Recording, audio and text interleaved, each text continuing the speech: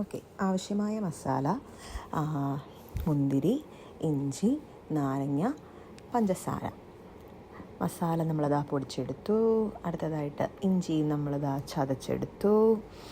അതിനുശേഷം ഇഞ്ചി നന്നായിട്ട് ചതഞ്ഞില്ലായിരുന്നേ, അപ്പോൾ ഞങ്ങളതുകൊണ്ട് കല്ലിൽ വെച്ച് ഒന്നുകൂടെ ചതച്ചൊക്കെ എടുത്തു. പിന്നീട് നമ്മൾ പഞ്ചസാര കാരമലൈസ് ചെയ്യുകയാണ് കേട്ടോ. ചെറുതായിട്ട് വെച്ച് കൊടുത്ത് അടുപ്പിൽ വെച്ച് കൊടുത്ത് ഇങ്ങനെ കാരമലൈസ് ചെയ്തെടുത്തു.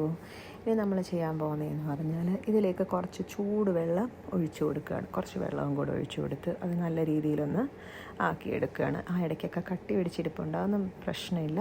നമ്മൾ ചൂടാകുമ്പോഴത്തേക്കും അതെല്ലാം ഇങ്ങനെ നന്നായിട്ട് മെൽറ്റായി വന്നോളും. അതിനുശേഷം നമ്മൾ കുറേ കൂടെ വെള്ളം വെച്ചു. വെള്ളം കെറ്റിലിൽ വെച്ച വെള്ളമായിരുന്നേ, അതുകൊണ്ട് തിളച്ച വെള്ളമായിരുന്നു. അതിലോട്ട് നമുക്ക് ആവശ്യമായിട്ടുള്ള മുന്തിരിയൊക്കെ ഇട്ട് കൊടുത്തു. എന്നിട്ട് ഇതൊന്ന് തിളപ്പിക്കുകയാണ്.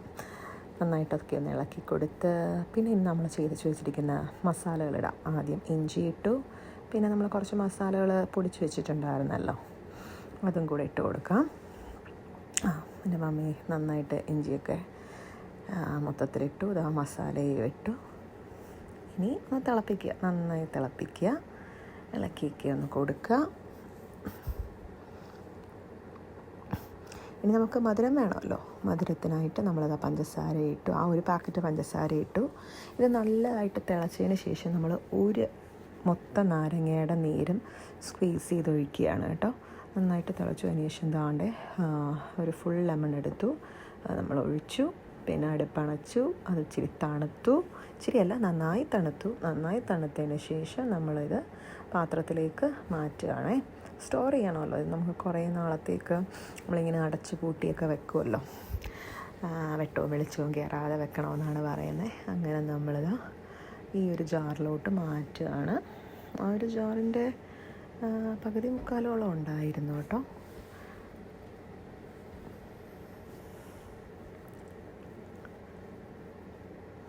ഇതെല്ലാം ചെയ്യുന്ന എൻ്റെ മമ്മിയാണേ, പാവം മമ്മി. എന്നെ കാണാൻ വന്നപ്പോൾ എൻ്റെ കൂടെ 6 മാസം ഉണ്ടായിരുന്നു, അപ്പോൾ ചെയ്തതാണ് ഇതെല്ലാം.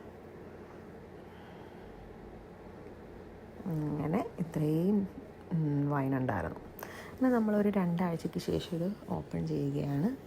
ഓപ്പൺ ചെയ്ത് ഇത് അരിച്ചെടുക്കാനായിട്ട് പോവുകയാണ്. അതിനേക്കാളും മുന്നേ ഇതിനകത്തുള്ള മുന്തിരിയുടെ ഇതെല്ലാം നന്നായിട്ടൊന്നുകൂടെ പിഴിഞ്ഞൊക്കെ എടുക്കണം. അതിലുള്ള എല്ലാ സത്തും പുറത്തിറങ്ങാൻ വേണ്ടിയിട്ട് അങ്ങനെ നമ്മൾ ചെയ്തു. അതിനുശേഷം ഇത് അരിച്ചെടുക്കുകയാണ്. അങ്ങനെ നമ്മളിതാ വൈനിങ്ങനെ അരിച്ചെടുക്കുകയാണ്. കുറച്ചെടുത്തതിന് ശേഷം പിന്നെ താഴെ ഇങ്ങനെ കട്ടയ്ക്ക് കിടക്കുകയായിരുന്നു. അന്നേരം പിന്നെ അത് നമ്മൾ നന്നായിട്ട് സ്ക്വീസ് ചെയ്ത് ഇതെല്ലാം എടുത്ത് അരിച്ചെടുത്തു, മൊത്തം അരിച്ചെടുത്തു. അതിനുശേഷം അത് ഈ കുപ്പിയിലോട്ടൊക്കെ ഒന്ന് പകർന്ന് വെക്കുകയാണ്. ഇനി നമുക്കിതിൻ്റെ ടേസ്റ്റ് നോക്കണ്ടേ, ടേസ്റ്റ് എങ്ങനെയുണ്ടെന്നൊക്കെ നോക്കാം. ഇവിടെ ടേസ്റ്റ് നോക്കാനൊക്കെ ആളുകൾ റെഡിയായിരുന്നു. അതുകൊണ്ട് അങ്ങനെ നമ്മൾ വൈൻ ഗ്ലാസ്സിലോട്ട് വൈൻ നല്ല സ്റ്റൈലിൽ ഇങ്ങനെ ഒഴിച്ചൊക്കെ എടുത്ത് ഇനി നമുക്ക് ടേസ്റ്റ് ചെയ്യാം. സ്ലോ മോയിലൊക്കെ ഇങ്ങനെ.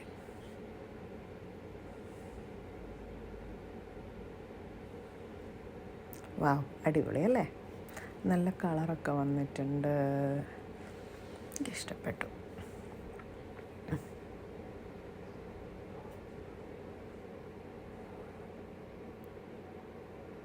ബ്യൂട്ടിഫുൾ. അങ്ങനെ നമ്മുടെ വൈൻ ഇവിടെ റെഡി ആയിക്കഴിഞ്ഞു. ഇനി നമുക്ക് ടേസ്റ്റ് ചെയ്യാമേ. ഓക്കെ, അങ്ങനെ ആദ്യമായി അച്ചാച്ചൻ തന്നെ ടേസ്റ്റ് ചെയ്യാണ്. ഇത് കള്ളത്തര ടേസ്റ്റിംഗ് ആണ്. അവൾക്ക് നമ്മുടെ ഇതൊന്നും ഇഷ്ടമല്ല. ഇപ്പം പറയാം അടിപൊളിയാന്ന് പറയും അവൾ. എന്നിട്ട് ഇപ്പോൾ സ്കോറൊക്കെ ചെയ്യും. പക്ഷേ ഇതാണ് ഞങ്ങളുടെ റിയൽ ടേസ്റ്റർ. അവനൊത്തിരി ഇഷ്ടപ്പെട്ടു. അവൻ പിന്നെയും വാങ്ങി ചോദിക്കുമായിരുന്നേ. എൻ്റെ ചിരി കണ്ടാൽ അവന് വേണ്ട, ഇതാണ് റിയൽ ടെസ്റ്റർ. അവനൊത്തിരി ഇഷ്ടപ്പെട്ടു. പിന്നെയും ചോദിക്കുക.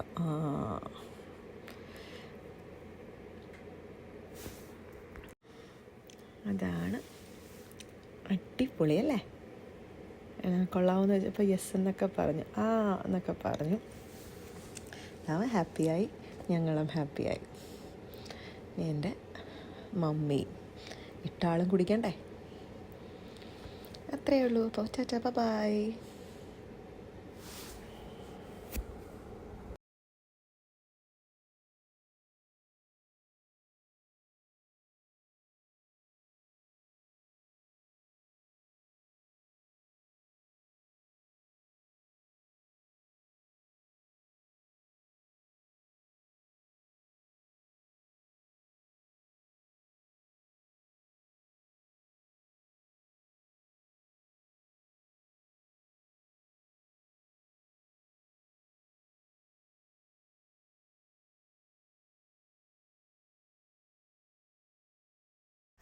അവസാനം നമ്മുടെ വൈൻ മേക്കറും ടേസ്റ്റ് ചെയ്തു.